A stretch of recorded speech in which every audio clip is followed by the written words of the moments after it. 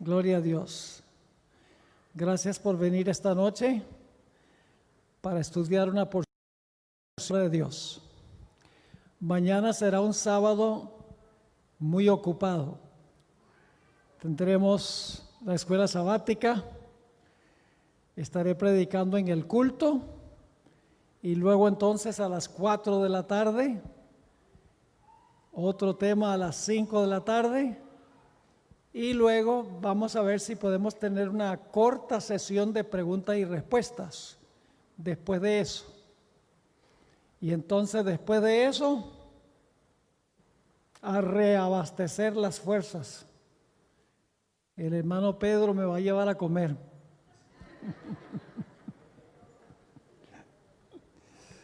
Bueno, esta noche vamos a estudiar el tema muy importante, el papado, los jesuitas y el sábado. Pero antes de comenzar el estudio, queremos pedir que Dios nos acompañe.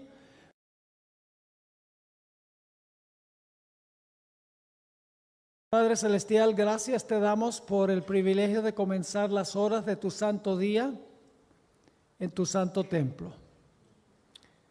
Ahora nos proponemos abrir tu santo libro y por lo tanto pedimos que tu Santo Espíritu nos acompañe en nuestro estudio. Ayúdanos a entender los tiempos en que estamos viviendo para que podamos prepararnos cabalmente para lo que pronto ocurrirá en este mundo. Fortalece nuestra fe y nuestra confianza en Jesús y su mensaje.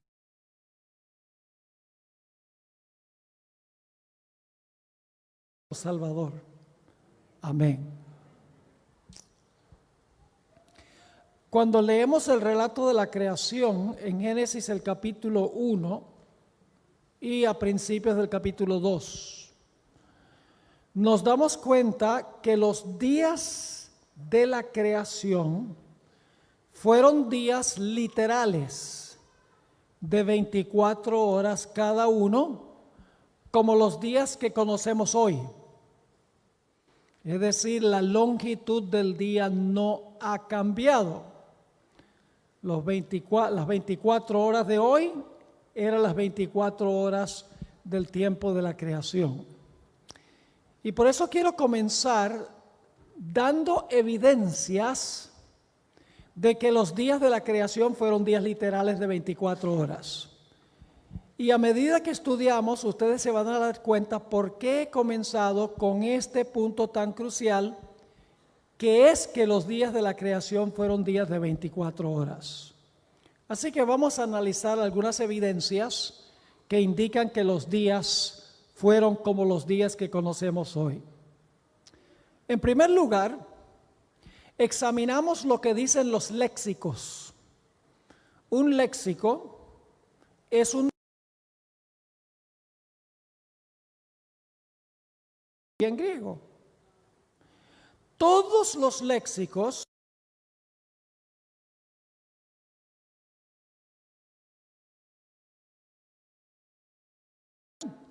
que cuando Génesis 1 usa la palabra día, se refiere a 24 horas.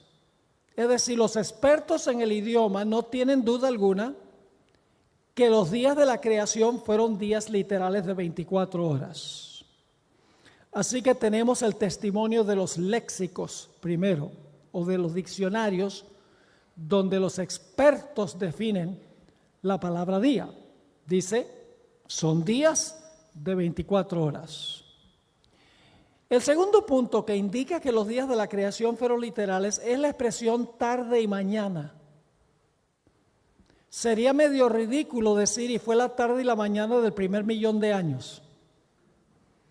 Tarde y mañana indica un día de 24 horas que se marca por el levantar y el ocultar del sol.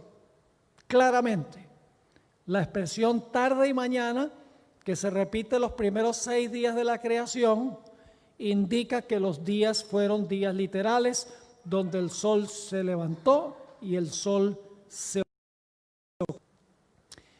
La tercera evidencia que tenemos que los días de la creación fueron días literales es que cada vez en el Antiguo Testamento, cuando aparece la palabra día con un calificativo numeral, indica un día literal de 24 horas. Más o menos 150 veces en el Antiguo Testamento aparece la palabra día con un calificativo numeral. Por ejemplo, tarde, mañana, día primero, día segundo, día tercero, día cuarto, día quinto, día sexto, día séptimo. Cada vez que aparece la palabra día con un calificativo numeral, sin excepción, en las 150 referencias en el Antiguo Testamento, siempre se refiere a un día literal de 24 horas.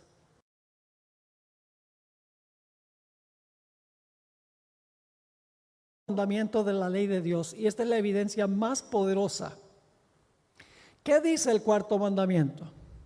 El cuarto mandamiento dice que nosotros debemos trabajar 6 y reposar el séptimo, porque Dios trabajó 6 y reposó el séptimo. ¿Cómo podemos nosotros seguir el ejemplo de Dios de trabajar 6 y reposar el séptimo si los días de la creación fueron de millones de años? No podríamos seguir el ejemplo. Así que el hecho que dice que Dios trabajó 6, reposó el séptimo y que nosotros debemos seguir su ejemplo, quiere decir que los días de la creación fueron días literales. Los mismos días que Dios trabajó y reposó. La misma clase de día tenemos hoy.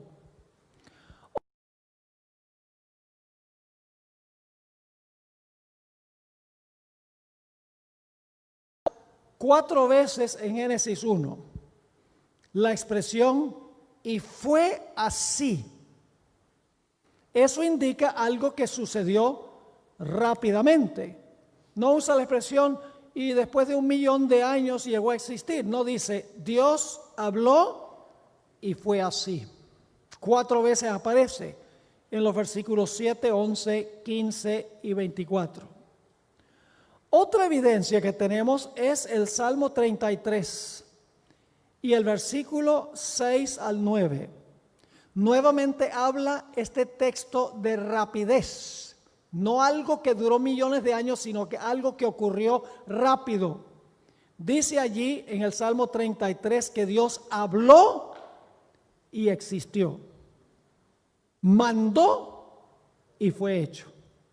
Es un lenguaje de algo que ocurrió inmediatamente, rápidamente. Otra evidencia que tenemos que el relato de la creación fue literal y los días de la creación fueron literales es el testimonio del Nuevo Testamento. En el Nuevo Testamento hay varios versículos que indican que el relato de la creación ocurrió literalmente como lo dice en Génesis. Les doy un ejemplo. En Mateo el capítulo 19 dice Jesús: el que los hizo al principio hizo varón y hembra. Y luego dice: por tanto dejará el padre y madre, el hombre dejará el padre y madre, y se allegará a su mujer, y serán 2 en una sola carne. Es decir, Jesús entendió que el relato de la creación era literal, que Dios casó a Adán y Eva tal cual lo dice el libro de Génesis. Si ese es el caso, Adán y Eva fueron creados el 6º día. El día que fueron creados debe ser también un día literal. La siguiente evidencia es lo que dice el espíritu de profecía. La hermana White repetidas veces enfatizó, en armonía con las evidencias que hemos visto, bíblicas, que los días de la creación fueron días literales, no largos periodos de tiempo de miles o millones de años. Voy a leerles una cita que encontramos en el libro La Educación, páginas 128 y página 129. Y aquí la hermana White advierte que hay ciertas personas, ciertos teólogos y pastores que quieren acomodar el relato bíblico a la ciencia para que cuadre con la ciencia. No la ciencia con la Biblia, sino cuadrar o acomodar la Biblia al testimonio de la ciencia tal llamada. Dice ella en la página 128, sin embargo, algunas deducciones erróneas de fenómenos observados en la naturaleza han hecho suponer que existe un conflicto entre la ciencia y la revelación. Y en los esfuerzos realizados para restaurar la armonía entre ambas, es decir, se hace un esfuerzo para restaurar armonía entre la ciencia y la Biblia, dice ella, se han adoptado interpretaciones de las Escrituras que minan y destruyen la fuerza de la palabra de Dios. Se ha creído que la geología contradice la interpretación literal del relato mosaico de la creación. Se pretende que se requirieron millones de años para que la tierra evolucionara a partir del caos. Y a fin de acomodar la Biblia a esta supuesta revelación de la ciencia, se supone que los días de la creación han sido vastos e indefinidos, periodos que abarcan miles y hasta millones de años. Semejante conclusión es enteramente innecesaria. El relato bíblico está en armonía consigo mismo y con la enseñanza de la ciencia. Notaron que la hermana White dice aquí que algunos que son religiosos, teólogos, ministros, procuran acomodar el relato bíblico a la ciencia para que cuadre con la ciencia. Y por eso dicen, los días de Génesis fueron largos periodos para que armonice con la teoría de la evolución. Pero ya hemos visto bíblicamente que los días son días literales. Ahora, otra evidencia de que los días fueron literales es que otros escritores no adventistas, conservadores en su teología, afirman que los días fueron literales. Los adventistas no son los únicos en el mundo que dicen que los días de la creación fueron días literales de 24 horas. Por ejemplo, les voy a leer un par de citas de un individuo que se llama Henry Morris. Fue un creacionista, él murió hace unos años, un creacionista muy fuerte, y escribió un libro que se titula Creacionismo Bíblico. La página 61 y 62 de su libro, él escribió hablando del mandamiento del sábado. Este mandamiento no dio origen a la observancia del día sábado, pues su observancia ya se había practicado desde la misma semana de la creación, cuando Dios bendijo el séptimo día y lo santificó, porque había reposado de toda la obra que había creado y hecho. Está diciendo, el sábado vuelve al mismo momento de la creación. Así que para él los días son literales. En otra cita, en la página 253, escribió algo muy interesante. Aun cuando el Creador había santificado el sábado para todos los seres humanos, con el transcurso de los siglos, el día llegó a asociarse casi exclusivamente con las ceremonias de la nación de Israel. Pero cuando el Creador se encarnó en la persona de Jesucristo, Él subrayó que nunca fue la intención de Dios que el sábado fuese tan solo un rito religioso de los judíos, sino una institución para el bienestar de todos los seres humanos. Qué interesante que un individuo bautista, evangélico, haya escrito que Dios instituyó el sábado para todos los seres humanos. Pero saben que en su libro luego daña lo que dice, porque él dice, el problema es que no podemos estar seguros hoy que el sábado de hoy es el mismo sábado de la creación. Así que cualquier día que guardemos está bien. ¿Podemos nosotros comprobar que el sábado de hoy es el mismo sábado de la creación? Una vez una persona vino y me dijo, ¿cómo sabe usted que el sábado de hoy es el mismo sábado de los días de Jesús? Ustedes dicen que guardan el sábado porque Jesús lo guardó. ¿Cómo sabe que el sábado de hoy es el mismo sábado que guardó Jesús? Yo lo miré y le dije, bueno, déjame preguntarte una cosa. ¿Qué día de la semana guardas tú? Me dice, el domingo. Y le dije, ¿por qué guardas el domingo? Ah, porque ese día resucitó Jesús. Le dije, entonces tú estás diciendo que el domingo de hoy es el mismo domingo que resucitó Jesús, pero el sábado no es. Wow, se quedó con la boca abierta. Y luego tenía algo que decir, dice, ¿y cómo sabes que el sábado que guardó Jesús es el mismo sábado de la creación? Y yo le dije, esa respuesta es muy sencilla, porque Jesús, según la Biblia, creó el sábado y Él no iba a guardar el día equivocado.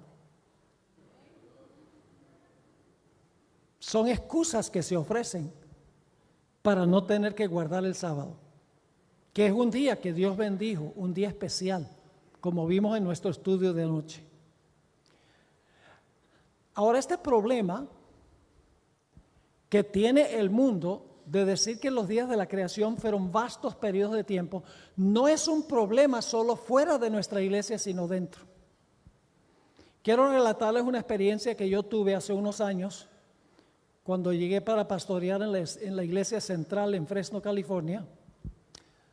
Heredé a un pastor asociado, pastor joven, y un día en una conversación, él me preguntó, ¿crees tú que los días de la creación fueron días literales? ¿Que Dios creó el mundo en 6 días y reposó el 7º día literal?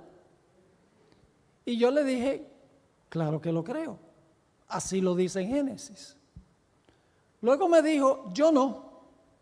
Pastor adventista, yo no. La columna geológica ha demostrado sin duda alguna que la muerte existía mucho antes del pecado y que el mundo llegó a existir por un largo proceso de evolución. Y yo lo miré casi incrédulo de lo que estaba diciendo y le dije, entonces, ¿qué haces tú con el relato de Génesis? Y entonces le relaté todos los puntos que les mencioné al comenzar que indican que los días de la creación fueron literales. ¿Qué haces con la expresión tarde y mañana? Y fue así, Dios habló y existió. Cuando aparece el adjetivo numeral con la palabra día, etcétera, etcétera, le mencioné todos los puntos, los léxicos. Y me sorprendió aún más por su respuesta. Me dijo, oh, no me entiendas mal. Yo creo que Moisés creía que los días eran literales, pero la ciencia ha demostrado que se equivocó. Así mismo sucedió. Así que no solamente es un problema fuera de la iglesia, sino también entre algunos de nuestros eruditos, maestros y aún ministros que se encuentran dentro de la iglesia. Ahora, he mencionado la evidencia bíblica de que los días de la creación fueron días literales y el problema que existe, porque ahora vamos a proceder a hablar sobre el concepto papal del día de reposo y de los días de la creación. Ahora, posiblemente lo que voy a compartir les sorprenda a algunos de ustedes. Yo sé que algunos católicos, cuando yo he presentado esto, que están asistiendo a la reunión, se han quedado sorprendidos de lo que yo voy a compartir. Porque la mayoría de los laicos católicos, en realidad, cuando leen el relato de la creación, ellos creen que el relato es literal, porque ellos no han estudiado teología, ellos no han ido al seminario, ellos no se han hecho sacerdotes y sencillamente leen el relato bíblico y lo aceptan. Pero no así con los dos más grandes papas de los últimos años, Juan Pablo II y Francisco I. El Papa Juan Pablo II escribió una carta pastoral que se llama Dies Domini, que significa el día del Señor. Francisco I recientemente escribió una encíclica que se llama Laudato Si. Es una encíclica que tiene como propósito animar a la gente que cuide el medio ambiente por el problema del cambio climático. Ambos de estos papas, Juan Pablo II y Francisco I, han escrito que los días de la creación no fueron días literales, que los días eran simbólicos de vastos.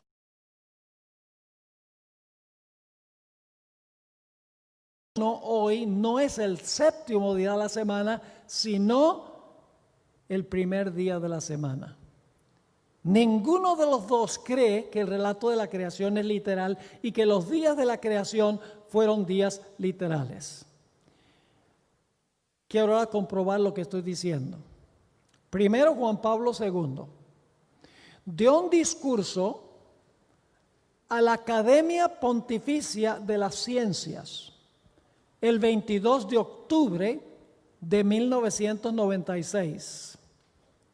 Ahora, antes de leerles lo que él le dijo a esa organización católica, necesito explicarles algo en cuanto a una encíclica que escribió el Papa Pío XII en el año 1950. El nombre de esta encíclica es Humane Generis, es decir, sobre el origen del hombre. Hasta ese punto, la Iglesia Católica había en gran medida rechazado la teoría de la evolución. Pero con esa encíclica, el Papa Pío XII comenzó a admitir que posiblemente las cosas evolucionaron hasta cierto punto, hasta que se desarrolló un simio bien desarrollado, un mono bien desarrollado, tal vez un chimpancé o un gorila, y luego Dios intervino para darle un alma a ese simio. O sea que Dios estuvo involucrado en el asunto de hacer que la persona se convirtiera, que el animal se convirtiera en una persona, dándole un alma. Hasta ese punto, la Iglesia Católica básicamente había enseñado la idea de la creación, que Dios creó el mundo en 6 días y reposó el séptimo día. Pero a partir de 1950, la Iglesia empezó a cambiar porque la ciencia estaba haciendo estudios que parecían indicar que la evolución era una teoría confiable. Así que la Iglesia dijo, tenemos nosotros que adaptarnos a lo que está diciendo la ciencia, porque si no, la ciencia se va a burlar de nosotros. Ahora, con ese trasfondo en mente, les voy a leer la cita del discurso que dio Juan Pablo II a la Academia Pontificia de las Ciencias. Dice así: hoy, casi medio siglo después de la publicación de la encíclica, habían pasado 50 años desde la encíclica hasta cuando Juan Pablo II estaba dando este discurso, sigue diciendo, los nuevos descubrimientos nos han llevado a reconocer que la teoría de la evolución no es tan solo una hipótesis. ¿Qué está diciendo Juan Pablo II? Que la teoría de la evolución no es solo ¿qué? Una hipótesis. Sigue escribiendo. Es extraordinario que esta teoría ha sido progresivamente aceptada por los investigadores como resultado de una serie de descubrimientos en los varios campos de estudio. Es decir, ha sido aceptado porque varias disciplinas han estudiado el asunto y han llegado a la conclusión de que la evolución es la mejor explicación para el origen de la vida. Siguió diciendo, la convergencia de los descubrimientos, ni buscada ni fabricada, de los resultados de estas investigaciones que se condujeron independientemente una de la otra, es decir, cada disciplina, la física, la química, la biología, la microbiología, cada uno estudió por su lado. Él dice, estos estudios se condujeron independientemente una de la otra y luego dice, es en sí mismo, un argumento significativo en favor de la teoría. Así que para él la evolución no era una hipótesis, sino todos los estudios que cada disciplina hizo independientemente de la otra disciplina, para él es un argumento significativo en favor de la teoría de la evolución. Quiero leerles un comentario que apareció en el Chicago Tribune, el periódico principal de Chicago, sobre este discurso que dio Juan Pablo II. En una declaración importante sobre la posición de la Iglesia Católica Romana en cuanto a la evolución, el Papa Juan Pablo II anunció que la teoría es más que una hipótesis y que la evolución es compatible con la fe cristiana. En un mensaje que escribió a la Academia Pontificia de las Ciencias, el Papa dijo que la teoría de la evolución ha sido reforzada por estudios y descubrimientos científicos que se han hecho desde el tiempo de Charles Darwin. Pero ahora el escritor de este artículo en el Chicago Tribune va a admitir que la evolución y el relato bíblico no se pueden concordar. Termina la cita este escritor en el periódico de la siguiente manera: si se toma el relato de Génesis literalmente, la perspectiva bíblica del origen de la vida y el punto de vista científico de Darwin parecieran ser irreconciliables. Según el relato de Génesis, la creación del mundo y de Adán, el primer ser humano, tomó 6 días. Según los científicos, el proceso de la evolución, con sus mutaciones, selección natural y la supervivencia y proliferación de las nuevas especies más aptas, ha tomado billones de años. Es decir, si se toma literalmente el relato de Génesis, no se puede reconciliar con la ciencia. Por lo menos fue honesto el escritor. Pero el Papa Juan Pablo II está tratando de reconciliar el relato bíblico con la ciencia tal llamada, con las diferentes disciplinas de la ciencia, porque la Iglesia Católica en ese momento está buscando que los científicos la acepten, para que no se considere que es una iglesia anticuada, una iglesia que está viviendo en la Edad Media, una iglesia que realmente ha llegado al punto de aceptar la ciencia. Ahora, Francisco I fue un paso más allá. Quiero leerles una cita de Francisco I que hasta cierto punto creo yo que es blasfema. ¿Ustedes han oído hablar del Big Bang? Donde supuestamente se originó el universo con una explosión y de ahí empezó el proceso de evolución que finalmente lleva a donde estamos nosotros hoy. Francisco I dice que la Iglesia Católica acepta esa teoría. Les leo la cita. El Big Bang, que hoy aceptamos como el origen del mundo. ¿Qué está diciendo? Él está diciendo, nosotros los católicos, los teólogos aceptamos como el origen del mundo, no contradice la intervención de un creador divino, sino que la requiere. La evolución en la naturaleza no es incompatible con la noción de la creación, ya que la evolución requiere la creación de seres capaces de evolucionar. Es decir, Dios, cuando comenzó el proceso de evolución, Dios incorporó en las primeras partículas de vida un mecanismo donde eso podía evolucionar. Y luego dijo esto: cuando leemos el relato de la creación en el Génesis, corremos el riesgo de imaginarnos a Dios como un mago con una varita mágica que le permite hacer todo, pero no es así. ¿Captaron ustedes lo que dice él?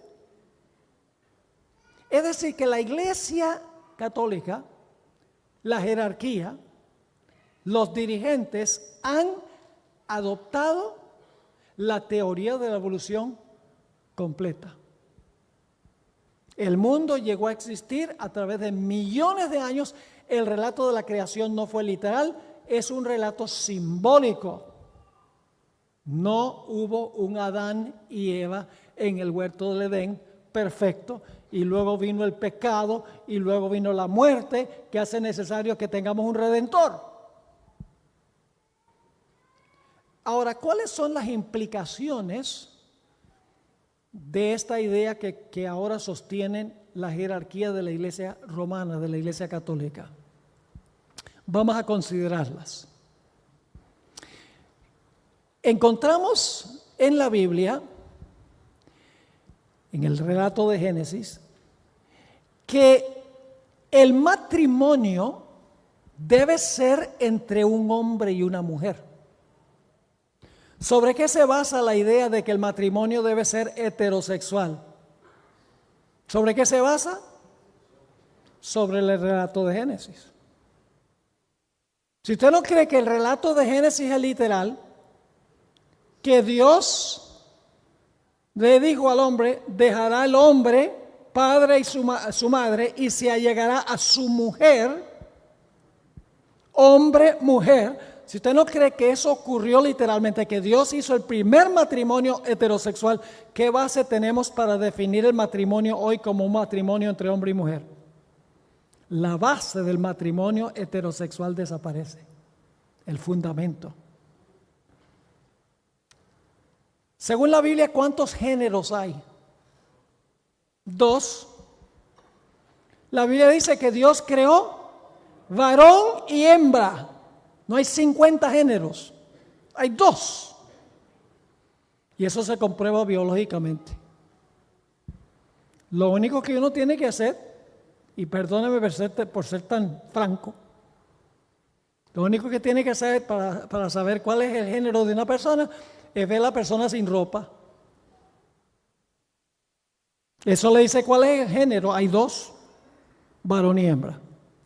Pero si usted no cree que el relato de la creación es literal, que Dios en Génesis hizo varón y hembra, entonces el fundamento de 2 géneros, masculino y femenino, desaparece, porque el fundamento de eso se encuentra en el relato de Génesis.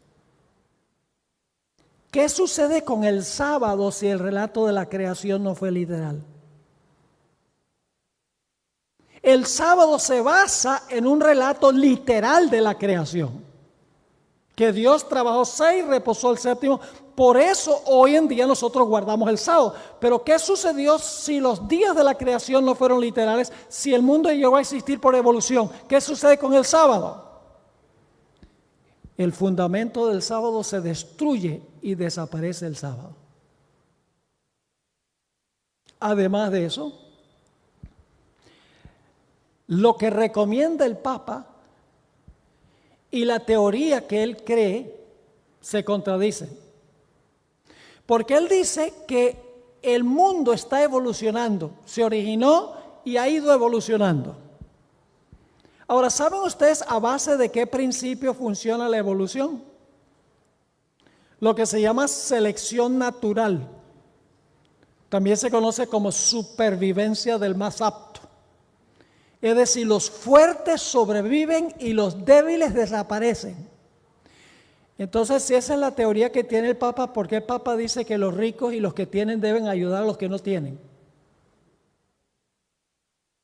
Que los ricos deben ayudar a los pobres, que los fuertes deben ayudar a los débiles. Si la evolución es la teoría del origen del hombre, entonces ¿para qué un fuerte va a ayudar a un débil? ¿Para qué un rico va a ayudar a un pobre? Su teoría contradice el consejo que él da de ayudar a los más necesitados, a los débiles. Además de eso, si este mundo llegó a existir por evolución y estamos ahora todavía en el proceso de evolucionar, ¿cuántos millones de años más tendremos que esperar hasta que la evolución alcance su clímax? ¿Qué hace la teoría de la evolución con la inminencia de la venida de Jesús? Desaparece. Porque si las cosas se van a ir mejorando por el proceso de evolución, ¿cuánto tiempo más tenemos que esperar hasta que las cosas alcancen la perfección? Yo les pregunto, ¿cuántas veces ¿Han leído ustedes o han oído a Francisco I referirse a la segunda venida de Jesús como la gran esperanza del mundo? Nunca. Porque en la teología católica, la esperanza para el mundo no está en la segunda venida de Jesús, para hacer cielos nuevos y tierra nueva. Así rápido, como al principio. Para la Iglesia Católica, la idea es que la Iglesia tome posesión de los poderes civiles del mundo para establecer en este mundo una sociedad ideal. Por eso usted no oye a ninguno de los dos papas, ni Francisco I ni Juan Pablo II, hablar de la segunda venida de Jesús milagrosa, instantánea, rápida, para crear un cielo nuevo y una tierra nueva. No lo oyen. ¿Cuántos años tendremos que esperar más? Y otra pregunta. ¿Cuántos años tendrá que tomar Dios, si el proceso es por evolución, cuántos millones de años tendrá que tomar para hacer cielos nuevos y tierra nueva? ¿Ustedes creen que Dios va a empezar otra vez el proceso de evolución cuando todo se acabe? Va a empezar y otra vez millones y millones de años para hacer cielos nuevos y tierra nueva. ¿O será que Dios va a hacer cielos nuevos y tierra nueva rápido? Rápido, como al principio. Es decir, que la evolución destruye todos los fundamentos de la fe cristiana. Por eso es que el nombre Adventistas del Séptimo Día tiene tanto significado en el mundo de hoy. Porque le anuncia al mundo que nosotros creemos en un comienzo sobrenatural en 7 días literales. Y Adventistas significa que creemos en un fin sobrenatural y rápido, y que la esperanza es la segunda venida de Jesús. Es un nombre providencial para esta época de la historia. Ahora, no solo eso. La evolución también mancha el carácter de Dios. Y ustedes dicen, ¿en qué sentido mancha la evolución el carácter de Dios? Y en primer lugar, es un ataque frontal contra la omnipotencia de Dios. ¿Acaso Dios no tiene suficiente poder para crear todo así rapidito? ¿Acaso Dios no es omnipotente y puede decir, sea la luz y fue la luz? ¿Sea el firmamento y está el firmamento? ¿Será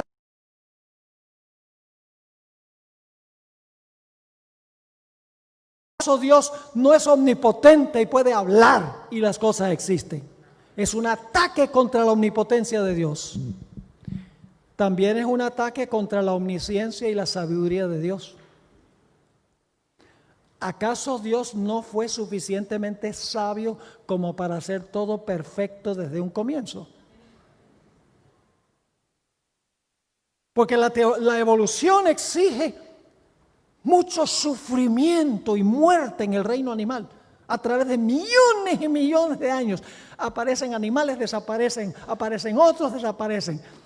Los fuertes matando a los débiles. Entonces yo pregunto, ¿acaso Dios no tuvo suficiente inteligencia y sabiduría como para hacer todo perfecto desde un comienzo? Que tiene que ser un proceso con tanto error y con tanto desperdicio.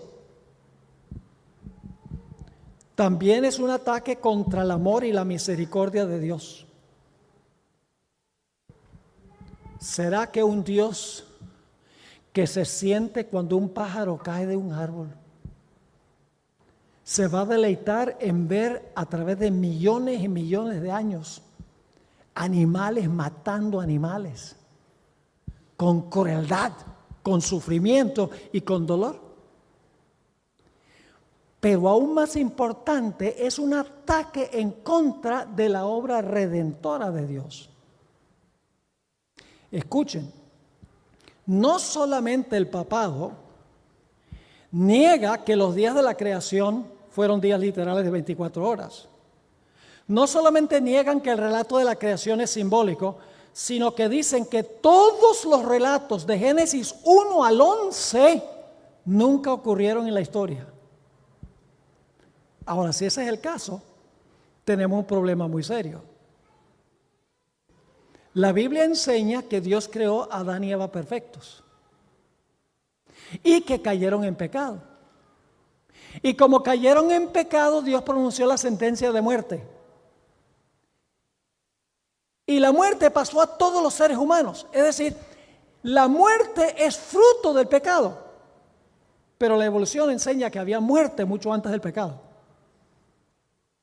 Ahora fíjense, Dios crea a Adán y Eva perfectos. Adán y Eva pecan. Al pecar se hacen sujetos de muerte. Transmitieron el virus a todos sus descendientes. Todos los seres humanos están bajo sentencia de muerte. Y por lo tanto, los seres humanos necesitan un redentor. Pero si usted dice que la muerte existía mucho antes del pecado, por el proceso de evolución, la muerte no es el fruto del pecado. Y la redención no es salvarnos de la muerte. Es decir, es un ataque frontal en contra de el Creador y su carácter y los fundamentos de la fe cristiana. Ahora hablemos un poquito del conflicto final. Como adventistas siempre hemos dicho que el conflicto final va a ser entre el sábado y el domingo. Pero en realidad, como introduje anoche, el conflicto final no tiene solo que ver con 2 días. El punto clave es la autoridad que está detrás del día. Yo pregunto, ¿qué día creó Dios como el día de reposo según Génesis? El sábado. Cuando guardamos el sábado, ¿la autoridad de quién estamos aceptando? Estamos reconociendo y anunciando que seguimos y obedecemos la autoridad de Dios. Pero por el otro lado, cuando usted guarda el domingo como día de reposo, que no estableció Dios, sino que estableció ¿quién? El cuerno pequeño pensó que podía cambiar ¿qué? La ley de Dios. El cuerno pequeño establece el domingo como el día de reposo, así que si usted guarda el domingo como día de reposo, está obedeciendo la autoridad ¿de quién? Del poder que dice que cambió el día. Detrás de los días está la autoridad que estableció el día. Así que si yo guardo el sábado, estoy reconociendo la autoridad del que creó el sábado. Si guardo el domingo, estoy reconociendo la autoridad y obedeciendo la autoridad del que estableció el domingo como el día de reposo. Detrás de los días está la cuestión de autoridad. Ahora, muchas personas en el mundo desconocen esto. Hay muchas personas que guardan el domingo, que aman a Dios y sirven a Dios lo mejor que pueden. Se les ha enseñado que el domingo es el día de reposo y lo guardan. No salen shopping el sábado, el domingo, ni tampoco es un día para la familia. O sea, guardan el domingo y lo hacen con toda sinceridad. Pero va a llegar el tiempo en la historia de este mundo cuando todo ser humano va a saber cuál es el punto de contención. Todos van a saber, inclusive los países musulmanes, los países que son budistas, los países que son shintoístas, los países que son cristianos, las personas que son ateas, todos van a entender cuál es el punto de contención, la autoridad de Dios o la autoridad de la bestia, y todo el mundo va a tener que escoger si va a obedecer la autoridad de Dios y recibir el sello de Dios, o si va a reconocer la autoridad de la bestia y recibir lo que la Biblia llama la marca de la bestia.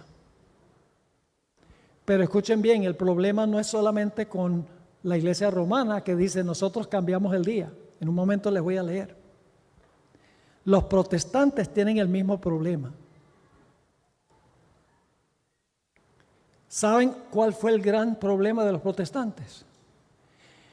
Los protestantes en la reforma, en la gran reforma protestante, que celebramos el 500 aniversario el año pasado, el 31 de octubre del año pasado, Los protestantes se despojaron de muchas de las tradiciones de la madre, de la iglesia madre, pero no se despojaron completamente. Conservaron algunas de las doctrinas de la madre.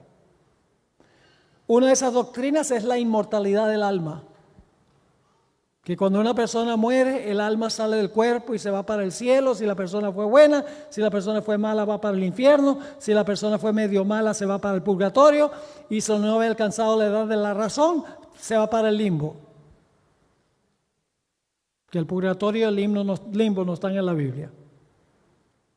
Esa es la idea. La inmortalidad del alma, los protestantes conservaron eso de la iglesia madre. Otra doctrina que conservaron fue la idea de que el domingo es el día de reposo. Eso no viene de la Biblia, viene de la iglesia romana. Los protestantes nunca pudieron despojarse de eso. Otra idea de la cual no pudieron despojarse es la idea de que el infierno arde para siempre, de un infierno eterno.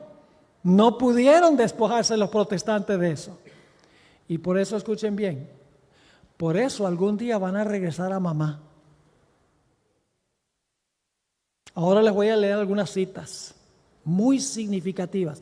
Hemos dicho que este asunto tiene que ver con autoridad. Ahora fíjense, todas las citas que yo les voy a leer fueron escritas por católicos, por eruditos católicos.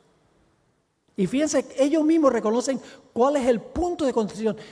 ¿Qué están haciendo los protestantes cuando los protestantes guardan el domingo? Aquí está la primera cita. Fue escrita por John O'Brien, quien por muchos años fue profesor de teología en la Universidad de Notre Dame, cerca de la Universidad de Andrews, en South Bend, Indiana.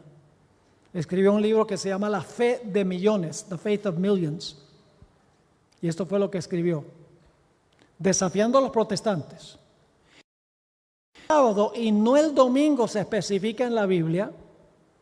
¿No es curioso que los que no son católicos y quienes profesan tomar su religión directamente de la Biblia y no de la iglesia, observen el domingo en lugar del sábado?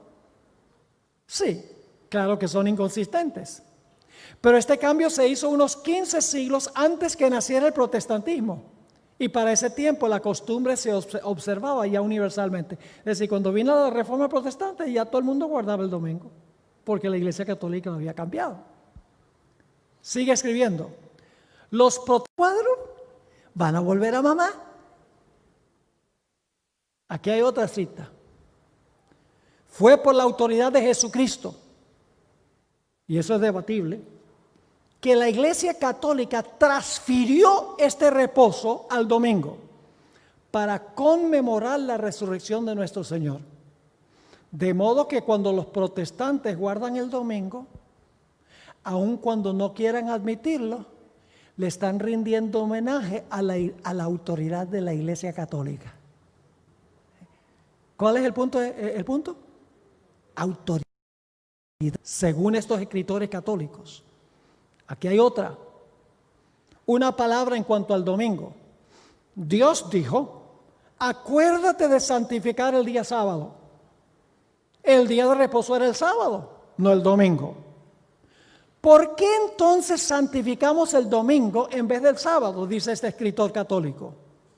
La iglesia alteró la observancia del sábado a la observancia del domingo. Los protestantes que profesan regirse por la Biblia y la Biblia sola y que no creerán nada al menos que esté en la Biblia, deben estar medio perplejos al observar el domingo cuando Dios dijo distintamente santificarás el sábado. La palabra domingo no aparece en ninguna parte de la Biblia y por lo tanto los protestantes están obedeciendo la autoridad de la Iglesia Católica.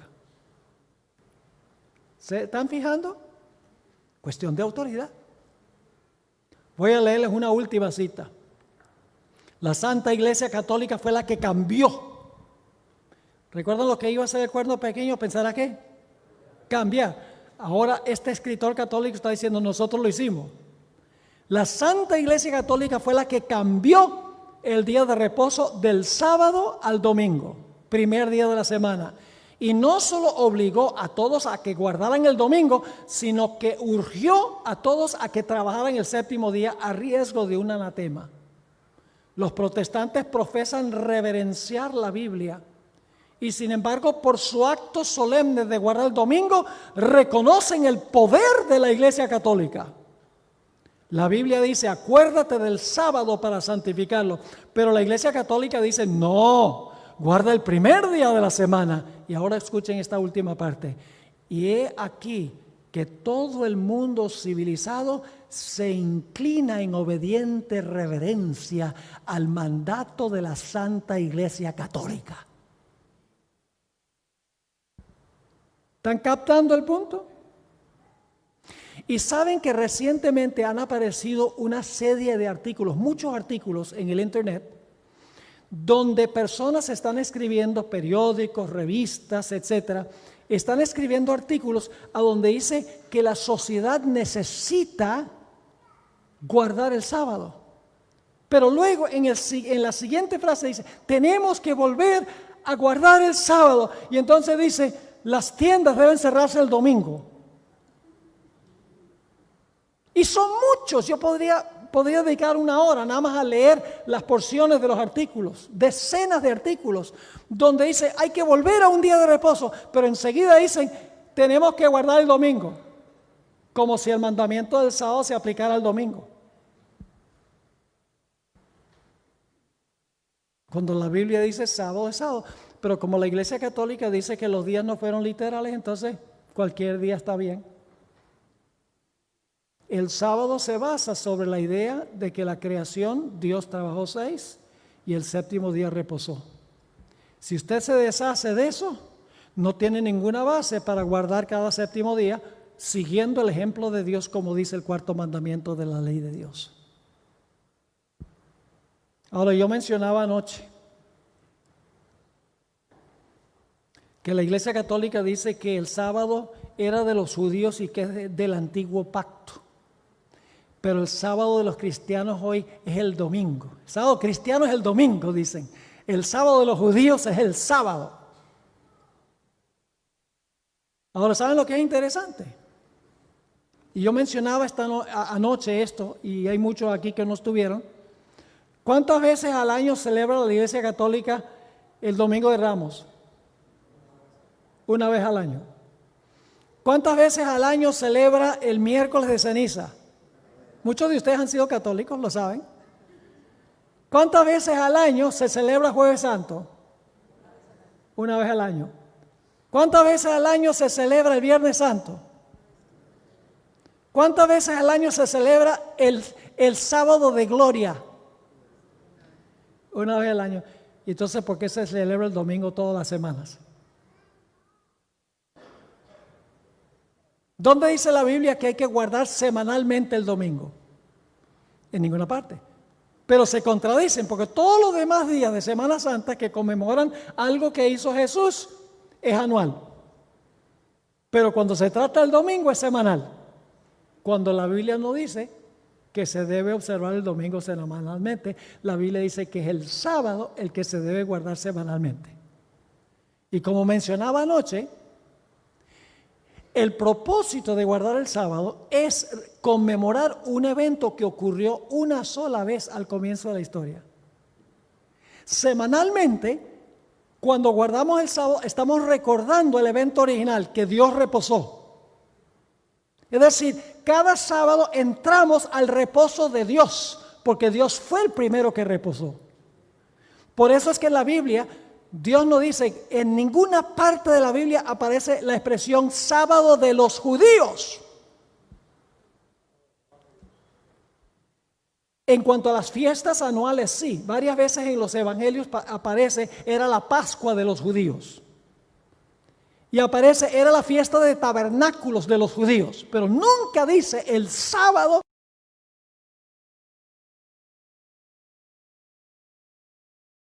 El sábado del Señor tu Dios.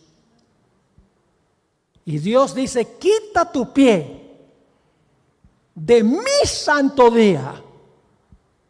Es decir, el sábado es el día del Señor.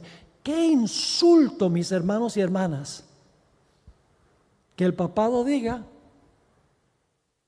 que no tenemos que guardar el sábado, que el sábado era de los judíos, cuando es el día del Señor, que pertenece a Jehová, nuestro Dios. Ahora, Satanás odia las dos instituciones que se establecieron en la creación. ¿Cuáles fueron las dos instituciones que se establecieron en la creación? El matrimonio y el sábado. Yo pregunto, ¿ambas ceremonias ilustran la relación entre Dios y su pueblo? ¿El matrimonio ilustra la relación entre Cristo y su iglesia? ¿Íntima? Sí, Señor. ¿Y el sábado también? ¿Ilustra la relación entre Dios y su pueblo? Claro que sí. Ahora, ¿quién creen ustedes que está furioso con la idea de que estas dos señales apunten hacia el verdadero Dios? Satanás. ¿Ustedes creen que es coincidencia que el matrimonio está vuelto un desastre hoy en día? Que más de la mitad de los matrimonios terminan en divorcio. Y muchos otros matrimonios se mantienen juntos, pero en miseria. Y que se están casando hombres con hombres y mujeres con mujeres. Y las niñas están teniendo bebés sin estar casadas. ¿Ustedes creen que todo eso es coincidencia o un accidente? Satanás odia el matrimonio. Y también el sábado, que es otra institución que ilustra la relación entre Dios y su pueblo. Una vez yo tenía una conversación con un evangélico, porque a veces se contradicen, y nada más por enseñarle una lección, él me dijo, oye, tan terrible este mundo, imagínense, hombres casándose con hombres y mujeres con mujeres, ¡qué abominación! Y yo le dije, bueno, ¿y por qué es abominación? Yo no tengo problema con eso, que se case un hombre con hombre y mujer con mujer.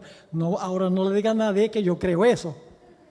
Pero quería enseñarle algo. Yo no le veo nada malo a eso. Me dice, un pastor adventista que cree que está bien que se case un hombre con un hombre y una mujer. Yo le dije, claro que sí, ¿por qué no? Me dijo, porque en Génesis dice que Dios creó varón y hembra y casó un hombre con una mujer. Y entonces le dije, ¿y qué más creó? ¡Wow! Hubo un momento de silencio. Y me dijo, entiendo lo que me estás tratando de decir. Dios hizo el sábado en la misma creación. Entonces, ¿por qué los protestantes conservadores pelean a capa y espada para mantener el matrimonio, como dicen Génesis, y no el sábado? Y vamos un punto más allá. Hablemos de los adventistas. Nosotros decimos, el matrimonio tiene que ser entre un hombre y una mujer. Tenemos que guardar el séptimo día sábado. Pero cuando Dios dice en el mismo relato de Génesis,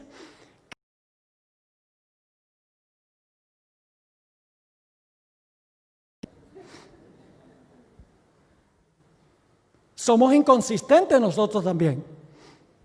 Porque Dios estableció la dieta en el libro de Génesis. ¿Sí o no? Así que tenemos que implementar el plan de Dios completo. La dieta, el sábado, el matrimonio, todo se debe restaurar. La hermana White dice que en los últimos días toda institución que Dios hizo en la creación se va a restablecer.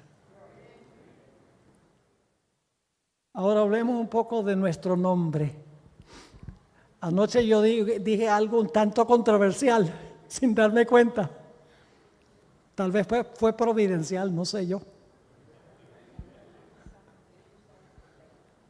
Mencioné la importancia de que nosotros nos identifiquemos como adventistas del séptimo día. Permítame decirles algo en cuanto a nuestro nombre. El 26 de septiembre de 1860 se reunió un comité en la ciudad de Battle Creek, Michigan, con el fin de darle un nombre al movimiento que tuvo su origen después del gran chasco de 1844. Entre los miembros de este comité se encontraban el hermano Loughborough, el hermano Hewitt y el hermano Poole, entre otros. Varios de los ministros que estaban presentes dijeron: debemos llamarnos Iglesia de Dios. Y el pastor Loughborough dijo: pero ¿qué es eso, Iglesia de Dios? Todas las iglesias dicen que son Iglesia de Dios.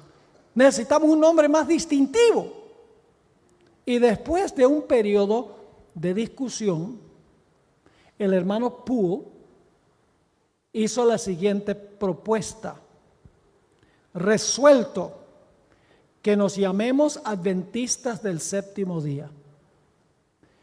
La propuesta se aprobó con un solo voto en contra, el que había dicho que la iglesia se debía llamar Iglesia de Dios. La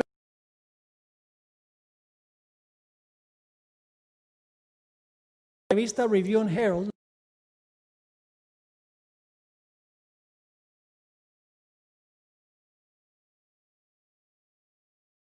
el nombre Adventista del séptimo día por ser sencillo y expresivo de nuestra fe y nuestra posición.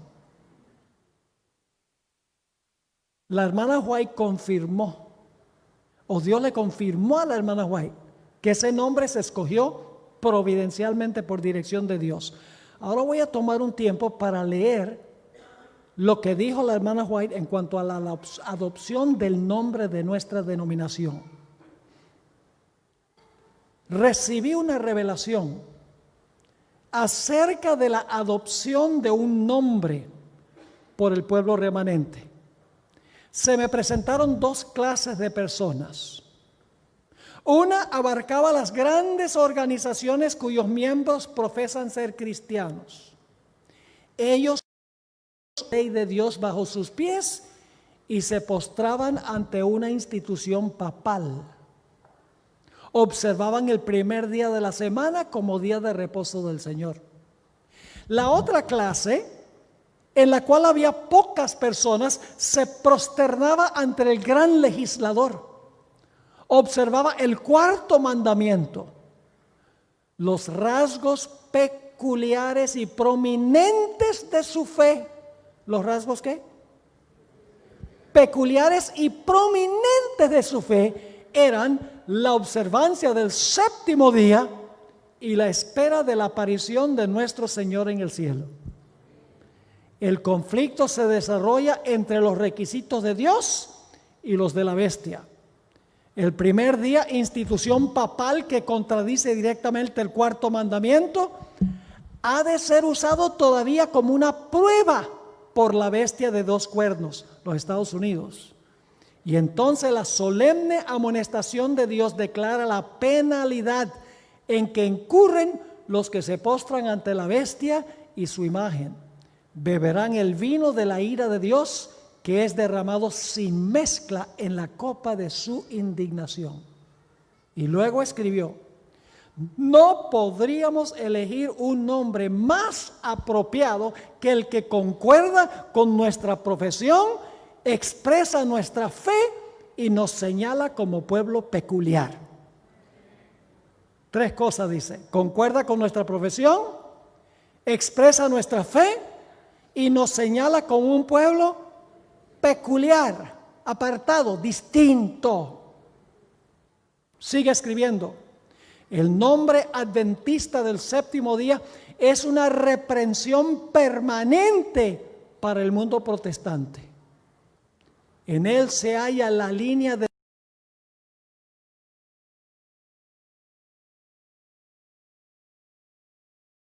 conflicto se desarrolla entre los mandamientos de Dios y los requisitos de la bestia. Debido a que todos los santos guardan todos los mandamientos de Dios, el dragón hace guerra contra ellos. Si quisieran arriar el estandarte y renunciar a las peculiaridades de su fe, el dragón se aplacaría. Pero ellos excitan la ira del dragón porque se atreven a levantar el estandarte y a desplegar su bandera en oposición al mundo protestante que adora la institución del papado. El nombre adventista del séptimo día presenta los verdaderos rasgos de nuestra fe y convencerá la mente inquisidora. Como una saeta del carcaj del Señor, herirá a los transgresores de la ley de Dios e inducirá al arrepentimiento para con Dios y a la fe en nuestro Señor Jesucristo. Me fue mostrado que casi todo fanático que ha surgido y que desea ocultar sus sentimientos a fin de arrastrar a otros, asevera pertenecer a la iglesia de Dios. Un nombre tal excitaría enseguida sospechas, porque se emplea para ocultar los errores más absurdos. Este nombre, Iglesia de Dios, es demasiado indefinido para el pueblo remanente de Dios. Provocaría la sospecha de que tenemos una fe que procuramos encubrir. Y por eso mencioné lo que mencioné anoche. Porque se ha vuelto común en muchos círculos en la iglesia de decir Adventist Community Church, Adventist Fellowship, tratando de ocultar la parte que dice séptimo día por temor a ofender. Pero la hermana White dice que la expresión séptimo día indica a los protestantes que están en apostasía y deben estudiar el asunto para ponerse del lado del Señor. Ahora, lo triste es que la hermana White escribió que habría algunos dentro de la iglesia adventista que van a querer arriar la bandera. Escuchen esta cita del Espíritu de Profecía. Muchos usarán todos los medios para hacer menos prominente la diferencia entre los adventistas del séptimo día y los que observan el primer día de la semana. Me fue presentado un grupo que, a pesar de llevar el nombre de adventistas del séptimo día, aconsejaba que las normas que hacen de nosotros un pueblo singular no se destacaran tanto, pues alegaban que no era el mejor método para garantizar el éxito a nuestras instituciones. Pero este no es el tiempo de arriar nuestra bandera o avergonzarse de nuestra fe. El estandarte distintivo escrito con las palabras, aquí está la paciencia de los santos, aquí están los que guardan los mandamientos de Dios y la fe de Jesús, debe ondear sobre el mundo hasta el fin de la gracia. Al paso que han de aumentarse los esfuerzos para avanzar en diversas localidades, no debe encubrirse en modo alguno nuestra fe a fin de obtener patrocinio. La verdad ha de llegar hasta las almas que están a punto de perecer. Y si de alguna manera ello es impedido, Dios queda deshonrado y la sangre de las almas estará sobre nuestras vestiduras. Y hay otra cita de la hermana White donde dice que en los últimos días dentro de la iglesia muchos querrán ocultar el nombre distintivo de la iglesia por no ofender. Ahora, hermanos y hermanas, para concluir ya, en el libro de Apocalipsis capítulo 13 hay dos bestias. La primera bestia viene del mar. Es lo mismo que el cuerno pequeño. Gobierna por 1260 años. Recibió una herida mortal en el año 1798. Representa el poder papal. Pero luego se levanta otra bestia de la tierra. Y todo lo que hace la bestia de la tierra es para complacer a la primera bestia, para devolverle la espada y sanarle la herida. Esta segunda bestia representa a los Estados Unidos de América. Ese es otro tema. Tengo una serie que se llama La Gran Cadena Profética. Tiene 10 presentaciones donde trazo todo lo que les estoy diciendo en síntesis. Esta bestia que se levanta de la tierra, todo lo hace para complacer a la primera bestia. Dice que ejerce toda la autoridad de la primera bestia. Dice, manda a todo el mundo que adore a la primera bestia. Todo lo que hace, lo hace en presencia de la primera bestia. Hace una imagen de la primera bestia. Impone la marca de la primera bestia. Me da la impresión de que esta bestia lo que hace es ayudar a la primera. Le va a devolver la espada. Y eso representa el protestantismo apóstata, que nunca pudo zafarse de las costumbres y las enseñanzas de la iglesia madre y va a volver a ella. Ahora estamos viviendo en tiempos muy interesantes aquí en los Estados Unidos. ¿Quién hubiera pensado que el Papa iba a dar un discurso ante el Congreso en conjunto de los Estados Unidos? ¿Quién hubiera pensado que los presidentes de los Estados Unidos se inclinarían cuando se encuentran con el Papa? ¿Quién hubiera pensado que los protestantes hoy en día no ven ningún peligro representado por la iglesia romana y los grandes evangelistas de la televisión han sido invitados a Roma y han ido? Joel Osteen, James Robinson, Kenneth Copeland, Tony Palmer, grandes evangelistas de la televisión, yendo a Roma, maravillándose del sistema de la Iglesia Católica. Pero lo que es más alarmante, y voy a terminar con este punto, es el estilo de gobierno que nosotros tenemos como nación. En los Estados Unidos hay 3 ramas de gobierno: el poder ejecutivo, el poder legislativo y el poder judicial, primordialmente la Corte Suprema de los Estados Unidos. ¿Cuál de estas 3 ramas es la más poderosa? Bueno, algunos dicen el ejecutivo porque impone las leyes. Otros dicen el legislativo porque el legislativo redacta las leyes. En realidad, la rama de gobierno más poderosa es el Poder Judicial, la Corte Suprema. Y ustedes dicen, ¿cómo es eso? El Congreso puede redactar una ley, pero si la Corte Suprema dice que no es constitucional, la ley no va. Pero por el otro lado, si el Congreso hace una ley que es inconstitucional y la Corte Suprema dice que es constitucional, la ley va. Si ustedes no creen que la Corte Suprema es la rama de gobierno más poderosa, nada más se acuerdan de la elección del año 2000 en la Florida. Recuerdan que no se sabía por semanas quién había ganado el estado de la Florida. Iba un abogado, otro abogado, una corte menor, una corte mediana, finalmente termina la Corte Suprema y la Corte Suprema hizo una declaración, dijo George Bush es presidente, punto final, no había apelación. La Corte Suprema eligió al presidente de los Estados Unidos. Esa es la clase de poder que tiene. El 26 de junio del año 2015, la Corte Suprema pronunció que el matrimonio homosexual es legal en los Estados Unidos.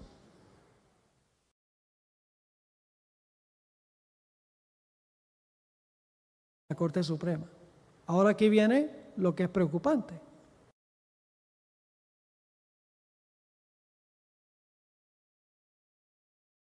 Cinco de esos jueces son católicos.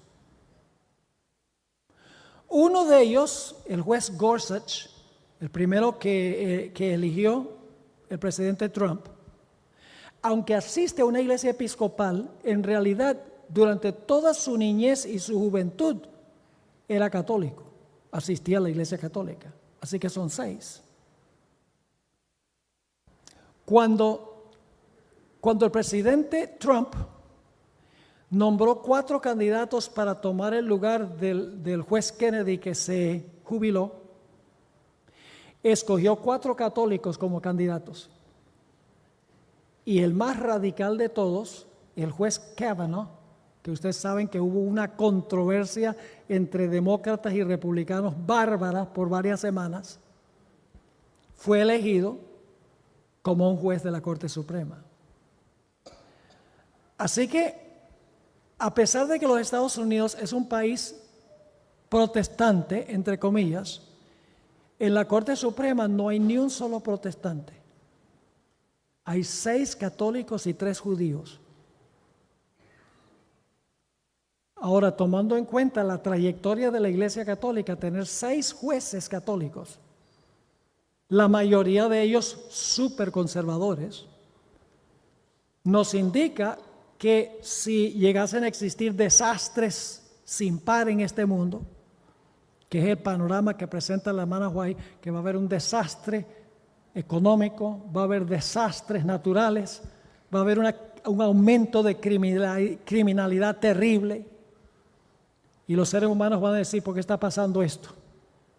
Los líderes religiosos van a decir, porque nos hemos extraviado de Dios, hay que volver a Dios. La gente ni siquiera va a la iglesia, van a decir, hay que imponer una ley que obligue a todos a reposar el domingo. Y teniendo 6 jueces católicos en la Corte Suprema, la legislatura hará una ley que diga que hay que guardar el domingo. Yo pregunto, ¿una ley dominical sería inconstitucional? Sí. Porque la primera enmienda de la Constitución dice que el Congreso no hará ninguna ley que establezca religión.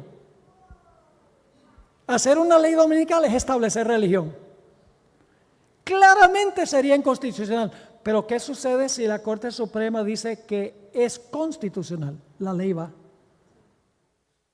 Y la hermana White no solamente dice que se va a imponer en los Estados Unidos el sábado, sino que se va a prohibir el domingo, sino que se va a prohibir la observancia del sábado, que es una violación de la segunda cláusula de la primera enmienda, que dice que el gobierno no puede prohibir que usted practique su religión, no le puede prohibir que usted guarde el sábado, no le puede obligar a guardar el domingo, ni tampoco le puede prohibir que guarde el sábado. Una ley tal sería inconstitucional, pero en un tiempo de crisis, leyes inconstitucionales serán declaradas constitucionales y no habrá ninguna corte de apelación humana.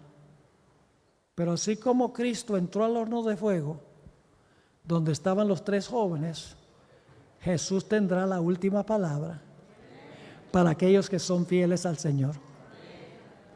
Así que, hermanos y hermanas, estamos viviendo en tiempos emocionantes. Tiempos de cumplimiento profético. Ahora, por ahí se está diciendo que cuando el Papa fue a predicar al Congreso, que es el comienzo del juicio de los vivos, hermanos y hermanas, nadie puede poner fechas para ningún evento profético. Todo el mundo está alborotado por ahí. No hay más fechas. Podemos mirar todas las señales, el conjunto de cómo se cumple, pero no podemos decir con el discurso que dio el Papa en el Congreso, el comienzo del juicio de los vivos. En ninguna parte de la Biblia dice eso. No debemos estar estableciendo fechas. Debemos estar predicando el mensaje. Y la hermana White dice que el mensaje del tercer ángel es suficientemente fuerte como para sostenerse por sí mismo sin necesidad de ponerle una fecha. El mensaje global de la iglesia es claro. Pero cuando le ponemos una fecha y luego no se cumple, entonces la gente dice, ve, los adventistas siempre viven fijando fecha y nunca se cumple y quedan peor que antes. Este mismo personaje, no voy a mencionar el nombre porque es amigo, lo conozco bien, hace años, hemos hablado por horas. En el año 2008 tomó la historia de los 7 años de abundancia y los 7 años de escasez en Egipto.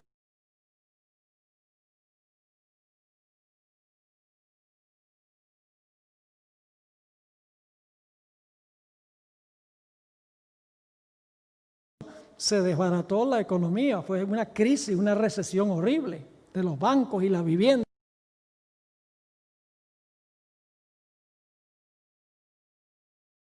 Los últimos 7 años son del año 2008 al 2015. Va a haber ley marcial, vamos a tener que entregarle todo el gobierno para que el gobierno nos alimente y va a venir el fin. Aquí estamos en el 2010. La gente queda peor que antes. Sabemos, hermanos, que la crisis viene. Debemos prepararnos para la crisis que viene. Pero no le adjuntemos a específicos eventos algún significado profético. porque le da una mala reputación a la iglesia. La hermana White advirtió, tengo 8 páginas de citas de la hermana White donde dice, nadie puede saber la fecha para ningún evento profético. Y este personaje dice, bueno, pero no estoy poniendo fecha, pero cuando ustedes lo miran, sí está poniendo. Y dice, bueno, esta es mi opinión, lo que yo creo. Dios no nos ha llamado a predicar nuestras opiniones, nos ha llamado a predicar la Biblia. No lo que yo pienso, lo que yo creo, no. Lo que dice la palabra de Dios, así dice Jehová. Oremos, Padre. Gracias te damos por la palabra profética más segura.